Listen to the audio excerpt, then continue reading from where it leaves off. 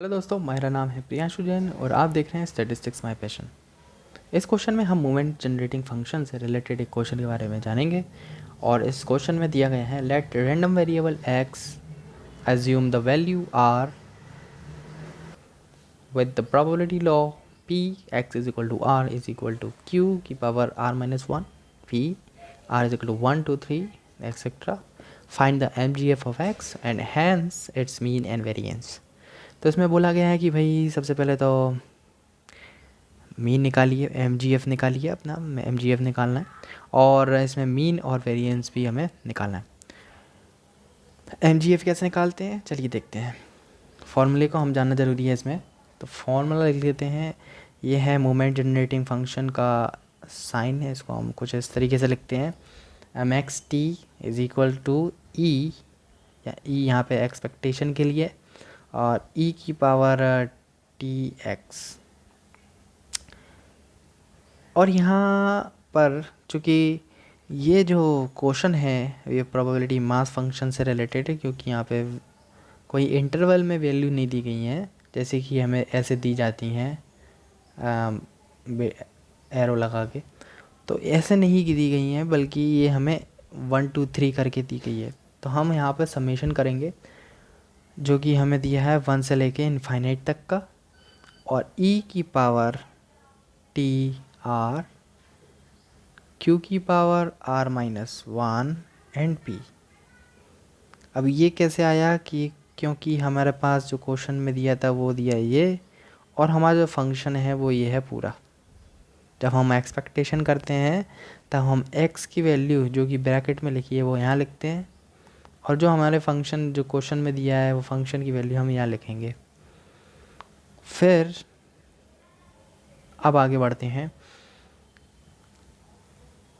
यहाँ पर p की वैल्यू जो कि हमें एक अकेली वैल्यू दिख रही है, तो इसमें कोई लेना देना नहीं है समेशन का, तो इसको हम बाहर कर लेते हैं।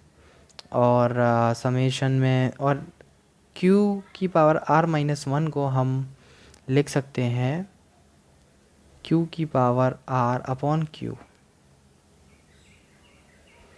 अब q भी एक अकेला जिसमें कुछ पावर नहीं लगी है, इसलिए हम इसको ये भी बाहर आ जाएगा। अब बचेगा यहाँ पे e की पावर टी आर और q की पावर r। अब ये q की पावर r और e की पावर टी आर को हम सॉल्व करेंगे। सॉल्व कैसे रखेंगे, इसमें हम वैल्यूज़ रखेंगे। वैल्यूज़ कैसे रखना है, हमें 1 से स्टार्ट करना है। r की जगह हम क्या रखेंगे, 1 रखेंगे, क्योंकि यहाँ पे समेशन जो दिया है वो r के लिए चल रहा है। तो फिर हम इसमें e की पावर t और r की जगह 1 रखेंगे, फिर q की पावर 1। ऐसे ही जब हम आगे बढ़ेंगे तो फिर q की पावर e की पावर t और 2 इंटू में है, और q की पावर 2, e की पावर t 3 और q की पावर 3। ऐसे ऐसे ही वैल्यू हम निकालेंगे।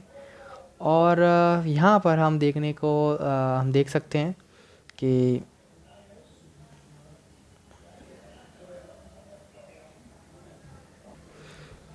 p अपॉन q, और यहाँ पर हम ब्रैकेट में देख सकते हैं कि e की पावर t कॉमन आ रहा है, तो e की पावर t को हम क्या कर लेंगे, बाहर कॉमन ले लेंगे और एक q कॉमन ले सकते हैं। तो हमारे पास जो बचेगा वो बचेगा 1, और e की पावर t और q प्लस q e की पावर t का होल स्क्वायर, और ऐसे ऐसे हमारा वैल्यू आ जाएगा। और p अपॉन q से q वैल्यू कट जाएगा, और तो q तो हट जाएगा यहाँ से, तो बचेगा केवल p की p e की पावर t। एंड देन इसको हम जो है एक सीरीज़ की तौर पे देख सकते हैं। तो सीरीज़ जो बनती है वो हमारी बन रही है q e की पावर ऊपर तो ये आएगा पी ई की पावर टी, और ये जो पूरी सीरीज़ है उसको हम लिखेंगे 1 माइनस ई की पावर क्यू ई की पावर टी। तो इस तरीके से ये क्वेश्चन जो है हमने इस क्वेश्चन में मोमेंट जनरेटिंग फंक्शन निकाल लिया है। अब हम इसका एक फर्स्ट डेरिवेटिव निकालेंगे जो कि एम डैश एक्स टी होगा, और फिर सेकंड डेरिवेटिव निकालेंगे m double dash x t. M dash x t कैसे निकालना है, इसका हमें सिंपल इंटीग्रेट कर देना है।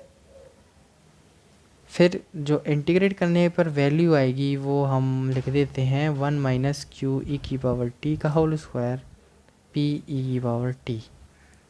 ऐसे ही डबल इंटीग्रेट करने पर जो वैल्यू मिलेगी हमें वो मिलेगी 1 माइनस क्यू ई की पावर टी की पावर 3 और 1 प्लस क्यू ई की पावर टी पी ई की पावर टी। इसको ब्रैकेट में ना लिखते हुए हम वैसे लिख लेते हैं ई की पावर टी। तो इंटीग्रेट करना तो आपको आता होगा कि यहाँ पे जो है हमें डिवाइड वाला डिफरेंशियल करना है, यहाँ पे डिफरेंशियल करना है। तो डिवीज़न वाला डिफरेंशियल हम यहाँ पे करेंगे, देन उसके बाद जो वैल्यूज़ मिलेंगी हमें ये मिलेंगी। अब हमें बोला गया था क्वेश्चन में कि आप बताइए कि इसका मीन और वेरिएंस भी हमें निकालना है। मोमेंट जनरेटिंग फंक्शन तो हम निकाल चुके हैं जो कि हमारा आंसर था ये। और अब हमने ये क्यों निकाला एम डैश एक्स टी और m double dash x t, ये फर्स्ट डिफरेंशियल और सेकंड डिफरेंशियल हमने इसलिए निकाला क्योंकि हमें मीन और वेरिएंस निकालना था, जो कि ये जो फर्स्ट वैल्यू है ये म्यू वन डैश है जो कि हमारा मीन कहलाएगा।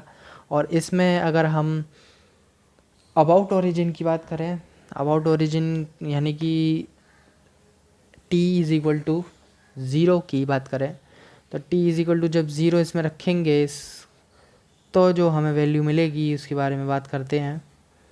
वो मिलेगी हमें, चलिए रख के देखते हैं, e की पावर 0 1 माइनस क्यू ई की पावर 0 का होल स्क्वायर, देन ऊपर है p और नीचे है 1 माइनस क्यू का होल स्क्वायर। और जब हम 1 माइनस क्यू को हम p लिख सकते हैं तो p स्क्वायर हो जाएगा और 1 माइनस p। ये जो आ चुका है 1 माइनस p 1 अपॉन p, वो है हमारा मीन।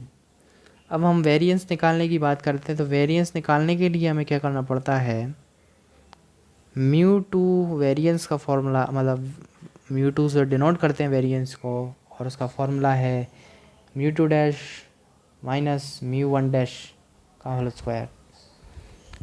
म्यू टू डैश की वैल्यू हमने अभी नहीं निकाली है, लेकिन म्यू वन डैश की हमने निकाल चुके हैं हम वैल्यू, जो कि 1 अपॉन p है, और उसका हमें होल स्क्वायर करना है अकॉर्डिंग टू फार्मूला। अब म्यू टू डैश यहाँ पे हमें निकाला नहीं है तो हम इसको निकालेंगे, जो कि इस फॉर्मूले में रख के हमें क्या करना है, हमें इसकी जगह t इज इक्वल टू 0 रखना है, और t इज इक्वल टू 0 रख के आपकी जो भी वैल्यू निकलेगी वो हमें यहाँ रख देना है। तो हम इसको सॉल्व ना करते हुए आपके लिए छोड़ देते हैं, आप इसको सॉल्व करिए और जो आंसर आएगा वो आएगा, मैं यहाँ लिख देता हूँ, वो आएगा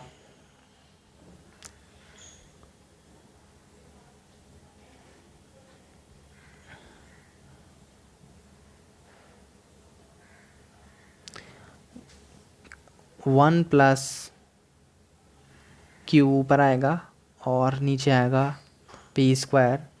जब हम इसको सॉल्व करेंगे तो लास्ट आंसर आएगा इसका q अपॉन p स्क्वायर। तो इस तरीके से हमें वेरिएंस निकल चुका है जो कि q अपॉन p स्क्वायर आ चुका है। अगर और भी आप मोमेंट जनरेटिंग फंक्शन से जुड़े क्वेश्चन के बारे में और एग्जांपल चाहते हैं तो कमेंट करना ना भूलिए। Thank you so much.